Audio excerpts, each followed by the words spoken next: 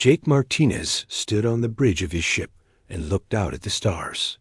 The New Horizon was not a big ship, but it was his ship. He had been captain for 3 years now. Today should have been a good day. His team had found something amazing. On the research station below, the station floated in space near an old planet. The planet was dead now, but long ago, people had lived there. Not humans, but another race called the Zephyrians. They had built great cities and temples. Now only ruins remained. Dr. Lisa Coleman walked up to Jake. She was excited about what they had found. Lisa was the best at studying old alien cultures. She had brought her family with her on this trip. Her husband worked as a teacher at the station school. Their 2 children loved looking at the strange alien artifacts. Captain Martinez, Lisa said with a big smile. We found something incredible down there. The Zephyrians built this place as a memory site for their dead. The artwork is beautiful. The writing tells stories about their heroes. Jake nodded. He was happy for Lisa and her team. They had been working for months to understand this place. Everything they did was legal. They had papers from the Galactic Council that said humans could study here. The Galactic Council was like a government for all the different alien races. Humans were still new members. Most other races had been in space for thousands of years. Humans had only been traveling between stars for about 50 years. Suddenly, the ship's alarm started making noise. Jake looked at his screens. A huge ship was coming toward them. It was much bigger than the New Horizon. The ship was made of some kind of crystal that glowed with blue light. What is that? Lisa asked. Jake looked at the ship's computer. It's a Zephyrian warship, the Eclipse Shadow. That's their most powerful ship in this area. The communication system crackled to life. A cold voice spoke in perfect human language. Human ship New Horizon. This is Admiral Crix of the Zephyrian Navy. You will stop what you are doing immediately. Jake pressed a button to answer. Admiral Crix, this is Captain Jake Martinez. We have permission to be here. The Galactic Council gave us the right to study this site. The alien ship moved closer. It was so big that it blocked out the stars. Jake could see weapons pointing at his ship. The Eclipse Shadow had enough firepower to destroy 100 ships like the New Horizon. Captain Martinez, Admiral Crix said. His voice sounded angry. Your people have touched sacred ground. You have walked where only Zephyrians should walk. Your species crawls through space like bugs. You take what does not belong to you. Lisa stepped forward. Admiral, we respect your people's history. We are here to learn, not to take anything. We study the past to understand and honor it. Lies, Crix said. Humans only know how to destroy and steal.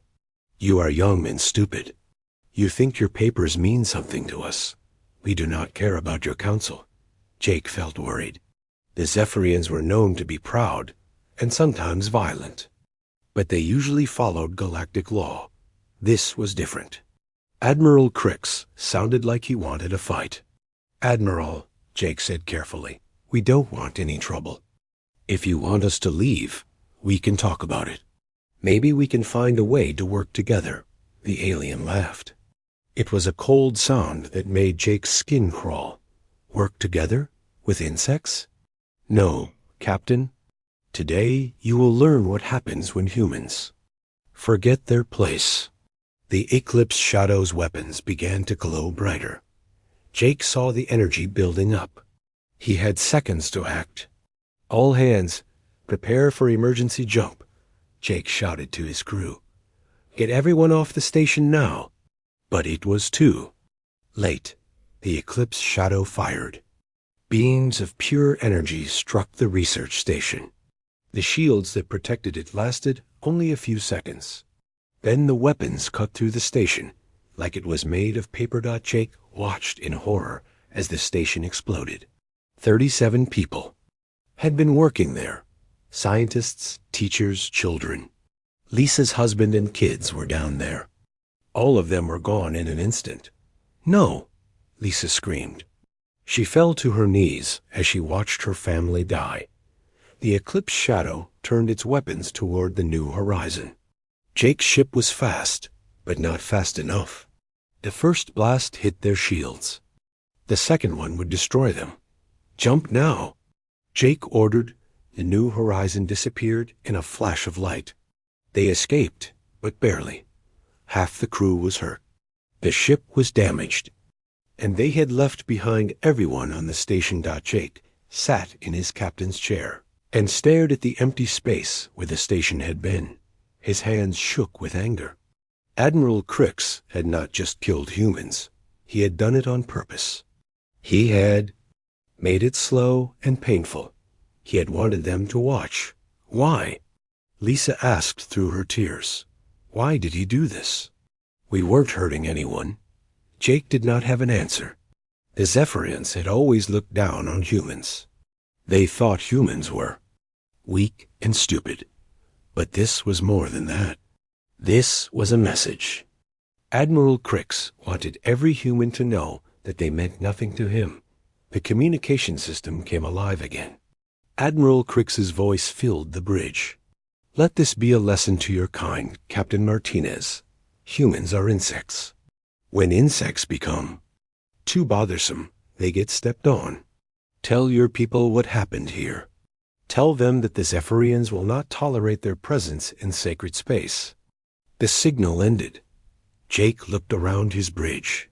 His crew was staring at him, waiting for orders. Some of them were crying. Others looked angry. All of them looked to him for answers. "Set course for Earth," Jake said quietly. "Send a message to command. Tell them what happened here." As the new horizon flew toward home, Jake thought about Admiral Crix's words. The alien thought he had taught humans a lesson. He thought he had shown them their place in the galaxy. He thought fear would make humans run away and hide. But Jake knew something that Admiral Crix did not understand. Humans were not just afraid when their families were killed. They were angry. And angry humans were dangerous in ways that other species could not imagine. The Zephyrians thought they had won something today. They thought they had proved they were stronger than humans. But Jake had a feeling that Admiral Crix had just made. The biggest mistake of his life, humans did not forget. They did not forgive. And they had ways of fighting back that would surprise everyone in the galaxy. The war had just begun, and Admiral Crix did not even know it yet. 6 months had passed since the attack on the research station. Dr. Elian Rodriguez walked through the halls of the Human Colonial Council building on Earth. The building was old and made of white stone. Usually, the people here talked about boring things like trade deals and colony permits. Today was different. Elena opened the door to the main meeting room. Inside, she saw hundreds of people from all over human space. There were military officers, scientists, colony leaders, and ship captains. All of them looked serious and angry. At the front of the room stood Admiral Ryan Carter. He was an old man with gray hair and scars on his face. He had been fighting aliens for 30 years. Today, he looked tired but determined. "Thank you all for coming," Admiral Carter said. "I know many of you traveled far to be here, but we have important things to discuss." Elena took her seat. Next to her sat Colonel Patricia Hayes, a woman who ran the military forces on the outer colonies. Patricia's brother had died in the attack 6 months ago. "Let's start with what we know," Admiral Carter continued. "The Zephyrians attacked our research station without warning. They killed 37 innocent people. They did this to send a message to all humans." A hologram appeared in the center of the room. It showed the Eclipse shadow destroying the station. Many people in the room had seen this before, but it still made them angry. "Since the attack," Admiral Carter said, "the Zephyrians have become bolder. They stop our trade ships. They demand money to let us pass through space. They treat us like we are their property." Elena stood up. Admiral, I've been studying their behavior. This isn't just about the research station. The Zephyrians want to put humans in our place. They think we're getting too successful, too confident. What do you mean? Asked Captain Bob Wilson, a trader who had been harassed by Zephyrian ships. The Zephyrians are an old race, Elena explained. They've been in space for thousands of years. They're used to being respected and feared, but humans are growing fast. We're building new colonies, making new discoveries. They see us as a threat. Admiral. Carter nodded. Dr. Rodriguez is right. The Zephyrians don't just want to punish us. They want to stop us from becoming powerful. Colonel Hayes spoke up. What about the Galactic Council? They're supposed to protect us from this kind of thing. The Council is useless, Admiral Carter said with disgust. They sent a letter too. The Zephyrians saying they were concerned about the attack. That's all. No punishment, no justice, nothing. Elena had expected this. The Galactic Council was controlled by the oldest and most powerful races. Humans were too new and too weak to matter to them. The Zephyrians were old and respected. The Council would always side with them. So what do we do? Asked Captain Wilson. We can't fight them. Their ships are bigger and stronger than ours. Admiral Carter smiled, but it was not a happy smile. That's where you're wrong, Captain. We can fight them. We just have to be smart about it. The Admiral pressed a button, and the hologram changed. Now it showed star charts and ship designs. For the past 6 months, we've been preparing. We've been studying the Zephyrians, learning their weaknesses, building new weapons. Elena was impressed. She had not known that the military was already working on a response. What kind of weapons? The kind that the Zephyrians won't expect, said Colonel Hayes. They think they know how humans fight. They think we're simple and direct. They're wrong. The hologram showed a new type of human ship. It was smaller than the Eclipse Shadow, but it looked dangerous. Its hull was covered in strange equipment that Elena did not recognize. This is the Vengeance class, Admiral Carter explained. We're building 20 of them in secret shipyards. They're designed specifically to fight Zephyrians. How? Asked Captain Wilson. The Zephyrians have been using the same technology for centuries, Colonel Hayes said. Their ships are powerful, but they're predictable. We've learned how to jam their weapons, how to fool their sensors, how to turn their own strength against them. Elena was starting to understand. You're not just building ships, you're building a trap. Exactly, Admiral Carter said. But ships alone won't win this war. We need something else. Something the Zephyrians will never see coming. The hologram changed again. Now it showed Admiral Crix, the alien who had destroyed the research station. Elena felt angry just looking at him. Admiral Crix thinks he's taught us a lesson, Admiral Carter said. He thinks humans are afraid now. He thinks we'll stay quiet and obey. He's wrong. What's the plan? Asked Colonel Hayes. Admiral Carter looked around the room. We're going to give the Zephyrians exactly what they deserve. But we're going to do it the human way. We're going to be patient, careful, and completely ruthless. Elena felt a chill. She had never heard the Admiral talk like this before. What do you mean? The Zephyrians killed our people to make a point, Admiral Carter said. They wanted to show the galaxy that humans are weak. So we're going to show them what happens when you make humans truly angry. Colonel Hayes leaned forward. How long do we have? 2 years, Admiral Carter said. Maybe 3. We need time to build the ships, train the crews, and get our people in the right positions. Positions? Asked Captain Wilson. Elena was beginning to understand the full scope of the plan. You're not just planning a battle. You're planning a complete destruction of their military power. That's only the beginning, Admiral Carter said quietly. The Zephyrians think they can murder human families and walk away. They think they can treat us like insects. They're about to learn that humans have long memories and creative minds. The room was silent for a moment. Everyone was thinking about what the Admiral had said. Finally, Colonel Hayes spoke up. What about the other alien races? Won't they try to stop us? They won't interfere, Admiral Carter said. The Zephyrians are not well liked. They're proud and arrogant. Most other races will be happy to see them taken down a few levels. Elena thought about her colleagues who had died on the research station. Good people who had never hurt anyone. What do you need from the science division? Everything, Admiral Carter said. We need to understand Zephyrian technology, biology, psychology. We need to know how they think, how they fight, how they can be defeated. And after we defeat them? Asked Captain Wilson. Admiral Carter's smile became colder. After we defeat them, we make sure they never threaten humans again. We make sure. They remember this lesson for the rest of their lives. Elena felt a mix of excitement and fear. She had never been involved in planning a war before. But she remembered the faces of her friends who had died, and she knew this was necessary. When do we start? She asked. We started 6 months ago, Admiral Carter said. Tomorrow, we begin the next phase.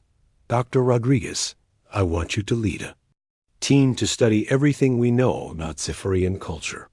Find their weaknesses, their fears, their blind spots. Colonel Hayes, you'll work with our shipbuilders. Make sure those new ships are ready on time. Captain Wilson, you'll help coordinate our intelligence network. We need to know where every Zephyrian ship is at all times. Elena felt a sense of purpose that she had not felt in months. The Zephyrians thought they had won. They thought humans would accept their punishment and move on. They had no idea what was coming. As the meeting ended, Elena walked out of the building with Colonel Hayes. The sun was setting over the city, painting the sky red. Do you think we can really do this? Elena asked. Patricia Hayes looked at her. With hard eyes, the Zephyrians made one mistake. They showed us that they're willing to kill innocent people to make a point. Now we're going to show them what happens when you make that mistake with humans. Elena nodded. The war was coming, and this time, humans would be ready. 2 years had passed since the meeting on Earth.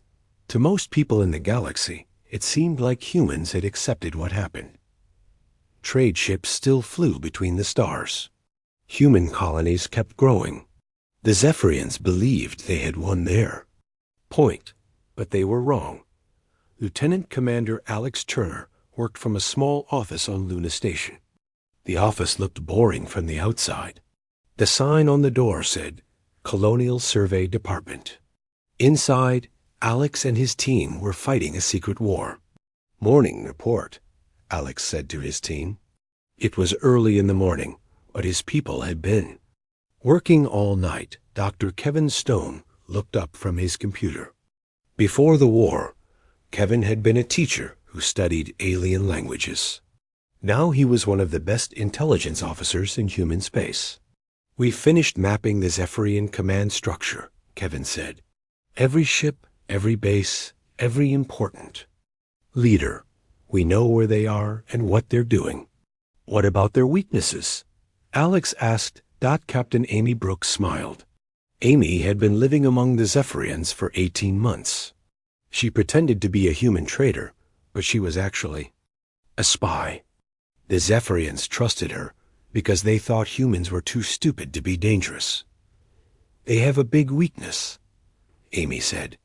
They can't believe that other races might be smarter than them. They think we're like children.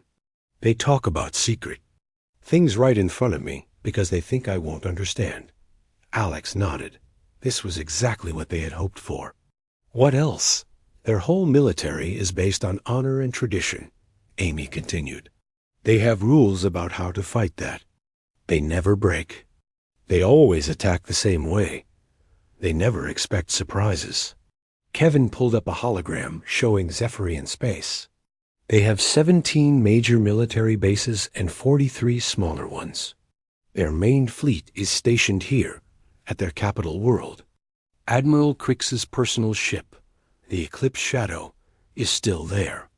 Alex felt a surge of anger when he heard that name. Admiral Crix had killed innocent humans and then bragged about it. Soon, it would be time for payback. What about our ships? Alex asked. The new fleet is almost ready, Kevin said. 20 Vengeance-class ships, plus support vessels. They're hidden in asteroid fields throughout the outer colonies. The Vengeance-class ships were humanity's secret weapon. They looked smaller and weaker than Zephyrian ships, but they were designed to exploit every weakness that humans had. Discovered. Alex walked to the window and looked out at Earth. Somewhere down there, Dr. Elena Rodriguez was working on the most important part of the plan. Elena had spent 2 years studying Zephyrian technology. She had learned something amazing. The Zephyrians used living computers made from their own brain tissue. These bioneural networks were very powerful, but they had a fatal flaw. Status report from Dr. Rodriguez, Alex said, reading from his communication device. The neural virus is ready, he told his team. She's figured out how to turn their own computers against them. Amy looked impressed. How does it work? The Zephyrians connect all their ships and bases through their bioneural network, Alex explained. It lets them share information instantly. But Elena has created a virus that can spread through that network. When it activates, it will shut down their weapons, their shields, everything. When do we strike? Kevin asked. Alex smiled. In 3 days, on the anniversary of the research station attack. The plan was more complex than just a military strike.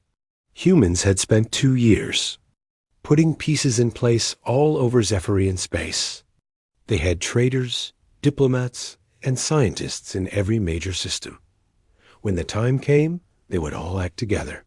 What about Admiral Crix? Amy asked. Alex's expression became cold. He's been saved for last. Admiral Carter has special plans for him. Meanwhile, in the hidden shipyards, the final preparations were being made. The Vengeance and her sister ships were ready for battle. Their crews had trained for months, practicing attacks on mock-ups of Zephyrian ships. Captain Helen Price stood on the bridge of the U.E.'s Vengeance. Her brother had died in the original attack, and she had volunteered to lead the mission. The ship around her was a masterpiece of human engineering. Unlike Zephyrian ships, which were built for show and intimidation, the Vengeance was built for one purpose: killing the enemy as efficiently as possible. Every system had been designed to exploit known Zephyrian weaknesses. Final systems check, Helen ordered.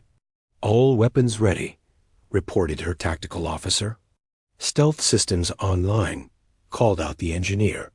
Bioneural virus loaded and ready to deploy, said the communications officer. The Vengeance was not just a warship. It was a delivery system for Elena's virus, designed to get close enough to the Zephyrian network to infect it. On the Eclipse Shadow, Admiral Crix was enjoying his success. The humans had been quiet for 2 years. No more complaints.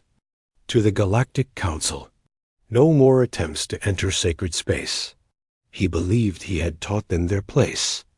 Admiral, said his second-in-command, we're receiving reports of increased human trade activity in the sector. Crix waved dismissively. Let them trade. As long as they remember who rules this space, they can buy and sell whatever they want. He had no idea that those traders were actually human military scouts, carefully mapping every Zephyrian position. Back on Luna Station, Alex received the final confirmation he had been waiting for. All strike teams are in position, he reported to Admiral Carter on Earth. The virus is ready for deployment. Our ships are moving to their final positions. Understood, Admiral Carter replied. Execute Operation Lazarus in 72 hours. Operation Lazarus was named after the ancient human story of someone who returned from the dead. The humans who had died at the research station were gone forever, but their memory would live on in the destruction of their killers. Alex looked at his team. For 2 years, they had worked in secret, planning and preparing. They had watched the Zephyrians celebrate their victory, never knowing that human patience was preparing their doom. "You know what to do," Alex said. "In 3 days, we remind the galaxy what happens when you kill human families." Kevin nodded grimly. "The Zephyrians think they understand war.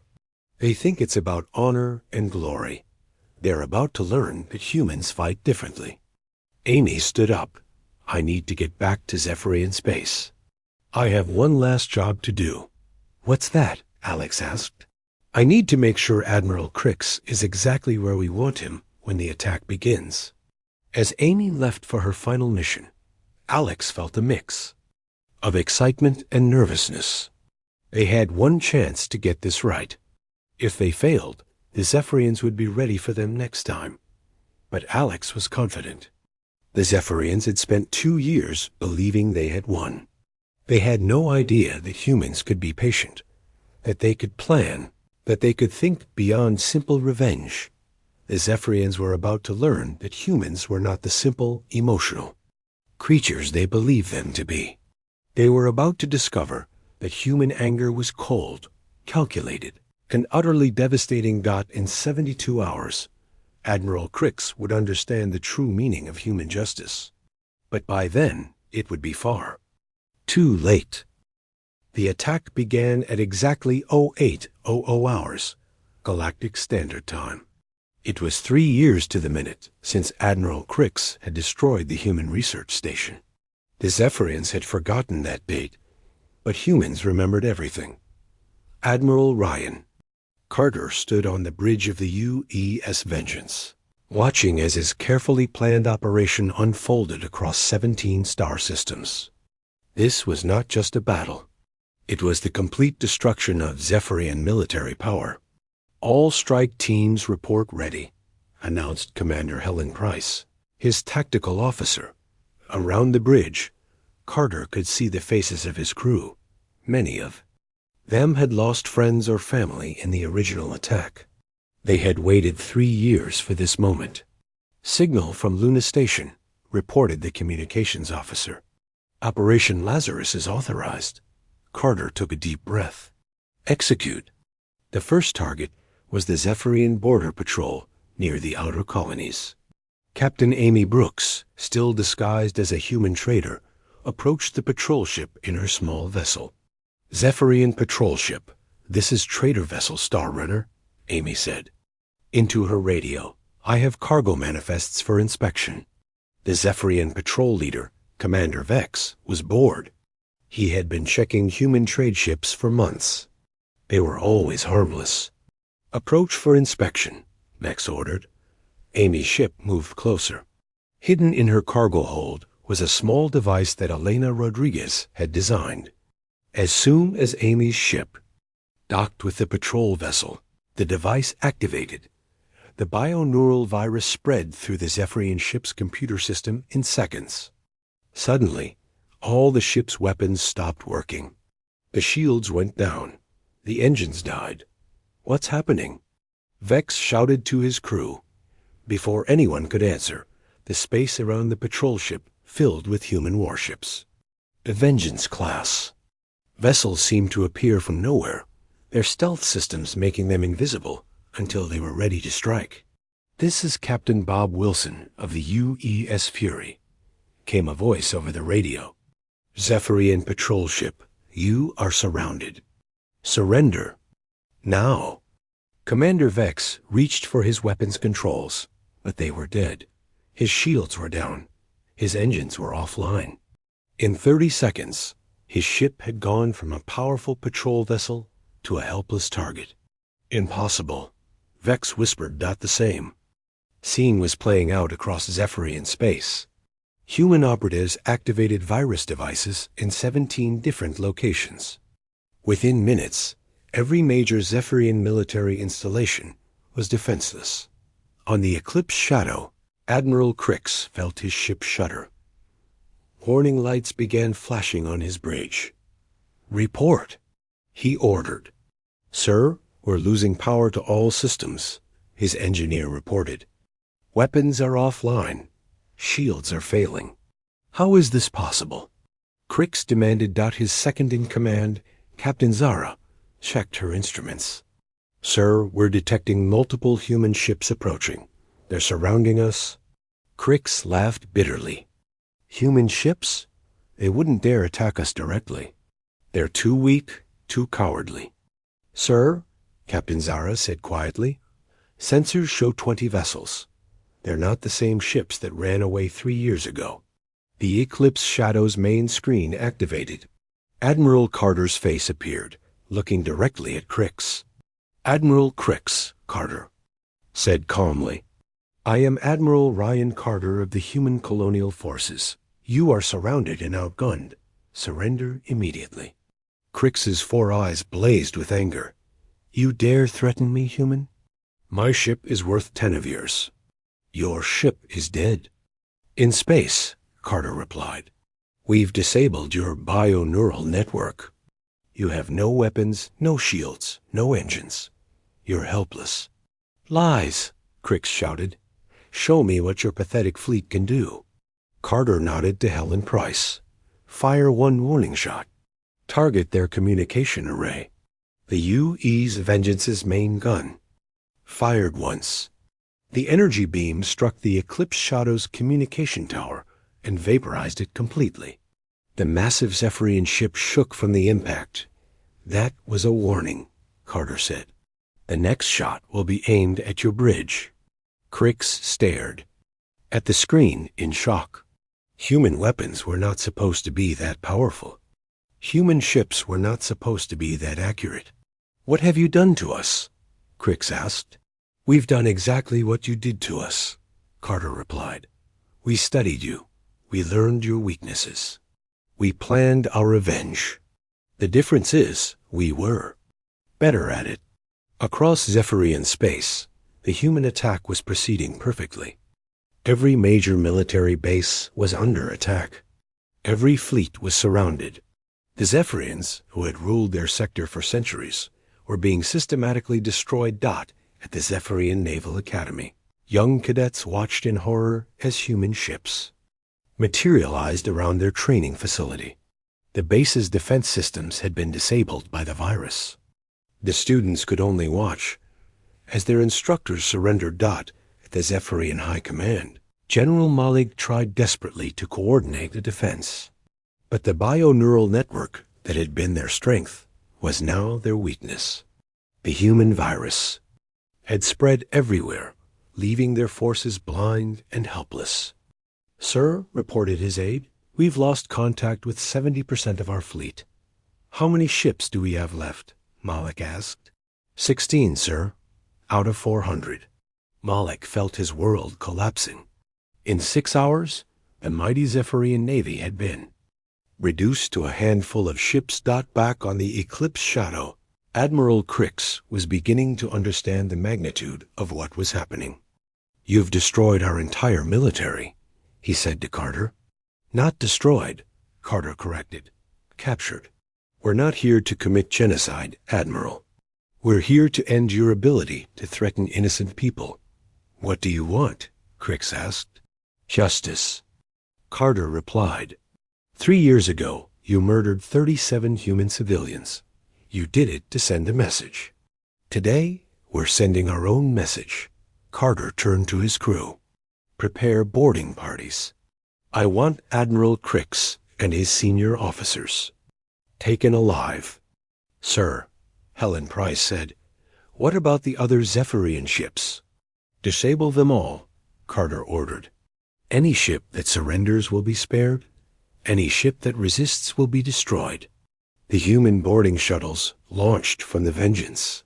They were small, fast craft designed to penetrate enemy defenses. But they didn't need to worry about defenses today. The Eclipse Shadow was helpless. As the shuttles approached, Crix made one last desperate attempt to fight back. He ordered his crew to manually activate the ship's emergency weapons. Manual systems are not responding, his engineer reported. The virus has infected everything. Captain Zara looked at her instruments. Sir, the humans have boarded us. They're in the lower decks. Crix drew his sidearm. Then we'll fight them hand to hand. But when the human Marines reached the bridge, they were not what Crix expected. They were calm, professional, and completely in control. Their leader, a woman named Lieutenant Jane Smith, approached Crix with her weapon lowered. Admiral Crix, she said, you are under arrest for crimes against humanity. You will come with us. I am a Zephyrian naval officer, Crix said proudly. I demand to be treated according to the laws of war. Lieutenant Smith nodded. You will be. But first you're going to answer for what you did to our people. As Crix was led away in restraints, he looked back at his bridge. The Eclipse Shadow had been his home for 20 years. Now it was a human prize. You cannot defeat us all, he said to Lieutenant Smith. Other Zephyrian worlds will avenge this attack. Admiral, Smith replied, look at your tactical display. Crix looked at the screen. It showed the positions of ships throughout Zephyrian space. Everywhere he looked, he saw the same thing. Human ships surrounding disabled Zephyrian vessels. It's over, Smith said quietly. Your entire fleet is either captured or destroyed. Your bases are occupied. Your government is under human control. Impossible, Crix whispered. 3 years ago, you thought you were teaching us a lesson, Smith continued.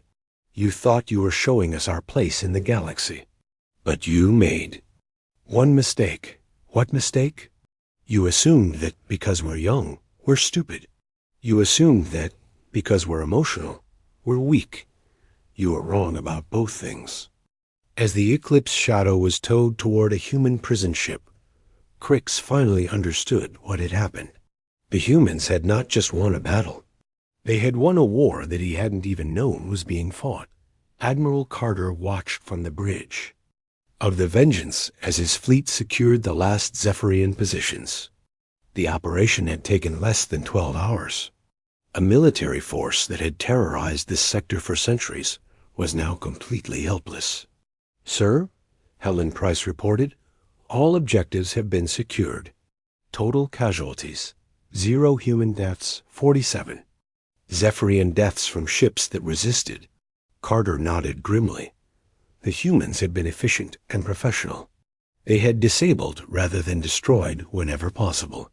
But they had also been utterly ruthless in achieving their goals. What are your orders regarding the prisoners? Price asked. Carter smiled, but it was not a pleasant smile. Prepare Admiral Crix for transport to Earth. He has an appointment with our justice system. And the others? Standard prisoner protocols. But make sure they understand one thing. They're alive because we choose to let them live. If they ever threatened humans again, we won't be so merciful.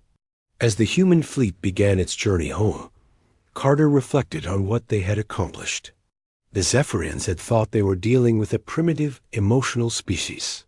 They had learned too late that humans were capable of patience, planning, and precision that no other race had ever matched. The galaxy would remember this day. They would remember that humans could be pushed only so far before they pushed back. And when humans pushed. Admiral Crix woke up in a white room. The walls were clean and bright. There were no windows. There was no sound. He was sitting in a chair that would not move. His hands were tied behind his back. The room was not like any prison he had ever seen. Zephyrian prisons were dark and cold. They were meant to break a prisoner's spirit. This room felt different. It felt like a laboratory. The door opened, and a human woman walked in. She was carrying a small computer tablet and wearing simple clothes. She looked calm and friendly, like a teacher or a doctor. "Good morning, Admiral Crix," the woman said. "My name is Dr. Elena Rodriguez. I hope you slept well. Crix remembered. That name. She had been one of the scientists studying Zephyrian ruins 3 years ago. Her friends had died when he destroyed the research station. What do you want, human? Crix asked. Elena sat down in a chair across from him. I want to talk to you about justice. Justice? Crix laughed. You attack my people without warning. You destroy our fleet.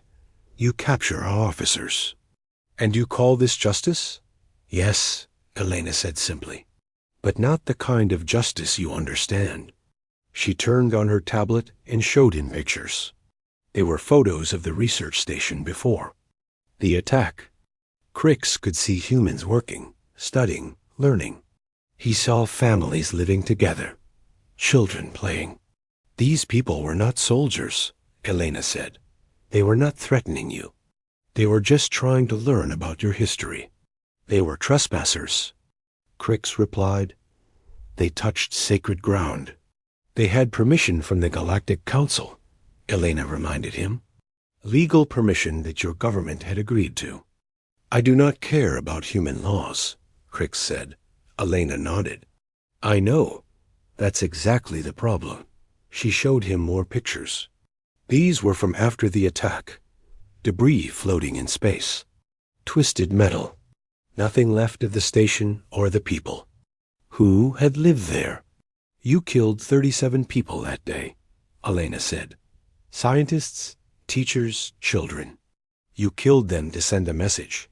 Yes, Crix said proudly. To show humans their place. And what place is that? Beneath us. You are. Young and weak. You should obey your betters. Elena was quiet for a moment. Then she smiled, but it was not a warm smile. Admiral, do you know what happened to your fleet? You used some kind of weapon, Crix said. Some virus that disabled our ships. That's right. We spent 3 years developing it. 3 years studying your technology, learning your weaknesses, planning your defeat. Impossible. Humans are not that smart. Elena laughed. That's exactly what we counted on. You were so sure we were stupid that you never saw us coming. She stood up and walked to the wall. Let me tell you what really happened, Admiral. When you destroyed our station, you thought you were teaching us fear. You thought you were showing us that we couldn't fight back. You cannot fight back, Crix insisted. We just destroyed your entire military, Elena pointed out. Every ship, every base, every weapon you had. And we did it in 12 hours. Crix was silent. But that's not the interesting part, Elena continued. The interesting part is how we did it. You see, other species would have attacked you right away. They would have been angry and emotional. They would have rushed into battle and probably lost. That is what I expected, Crix admitted. But humans are different. When we get really angry, we don't get stupid. We get patient. We get careful. We get creative. Elena sat back down. For 3 years we studied you. We learned everything about your culture, your technology, your way of thinking. We put agents in your space. We mapped your defenses. We planned every detail of your destruction. Why? Crix asked. Because you made it personal, Elena said. You didn't just attack human ships or human colonies. You attacked innocent people. Families. Children. That's something humans can never forgive. She activated her tablet again. This time it showed video of Admiral Crix destroying the research station. He could hear his own voice giving the order to fire. You enjoyed it, Elena observed. You liked watching our people die. You wanted us to feel helpless. Yes, Crix said. I wanted you to know your place. Well, now you know yours. Elena pressed a button on her tablet. The wall of the room became transparent. Beyond it, Crix could see another room. In that room was a machine that looked like a medical scanner, but more complex. What is that? Crix asked. That is where you're going to spend the rest of your life, Elena said. A prison? Not exactly. You see, Admiral, we've been studying Zephyrian biology as well as your technology. We know about your beliefs, your culture, your deepest fears. Crix felt a chill. He had a terrible feeling about where this conversation was going. Zephyrians believe in eternal honor, Elena continued. You believe that warriors who die in battle join their ancestors in a glorious afterlife. But you also believe in something else, something that terrifies you. What are you talking about? Void walking, Elena said. The state of being trapped between life and death. Unable to die, unable to live, unable to join your ancestors. Your own culture says it's worse than any torture. Crix's eyes went wide. You would not dare. We've perfected a bioneural interface, Elena explained calmly. It can keep your consciousness active indefinitely. You'll never age, never die, never find peace. You'll exist in a state that your own people consider worse than hell. That is impossible, Crix whispered. We learned it from studying your technology, Elena said. The same bioneural networks that you used to control your ships. We just adapted them for a different purpose. She stood up again. But that's not the special part. The special part is what you'll experience during your void walking. What do you mean? Elena's voice became very quiet and very cold. You'll relive the destruction of the research station. Every moment of it. You'll see every face of every person you killed. You'll hear every scream. You'll feel every moment of their terror and pain. No, Crix said, and when it's over, it will start again.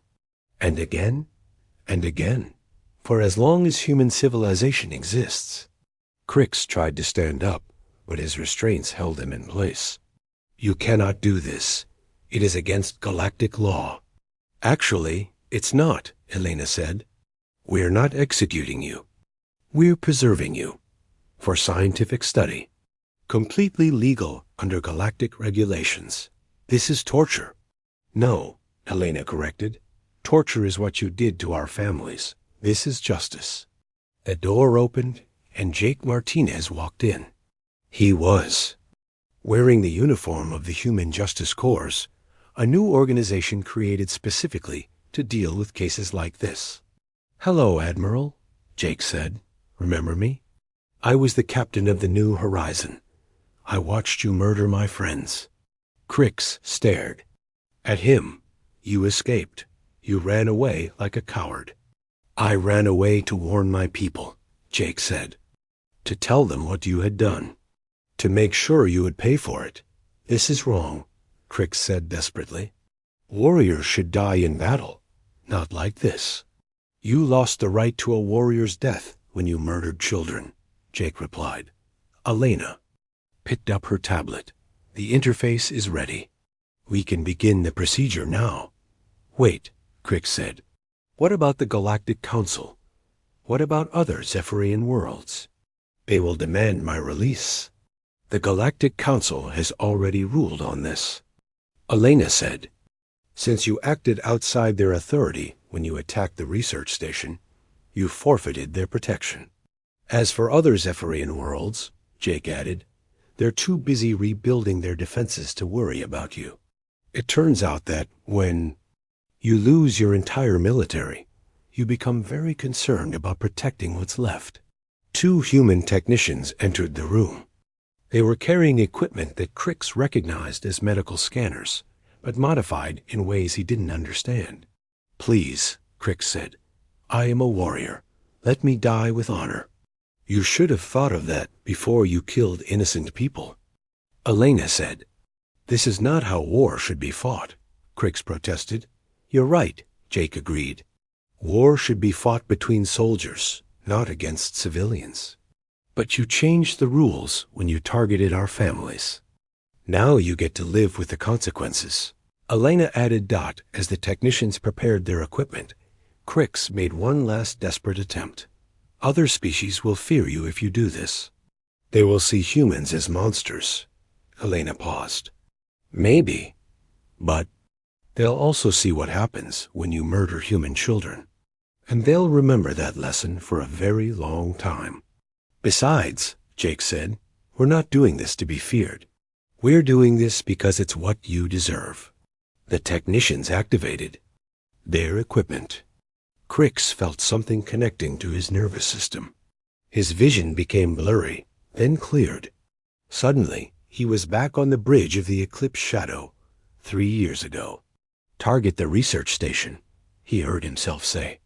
No, he whispered, but his body obeyed the memory. He watched himself give the order to fire. The energy beams struck the station. He saw the humans inside trying to escape. He saw the children running toward the emergency pods. He saw them all die. Stop it, Crick screamed, but the memory continued. And when it ended, it started again. Elena and Jake watched from outside the chamber as Admiral Crix began his eternal punishment. On the monitors, they could see his brain activity. He was experiencing everything exactly as they had planned. How long will it last? Jake asked. Forever, Elena replied. The interface is self-maintaining. It will keep him conscious and aware for as long as the equipment functions. And how long is that? Elena smiled coldly. Our engineers estimate about 1,000 years, maybe more. Jake nodded. Good. Let him remember what he did.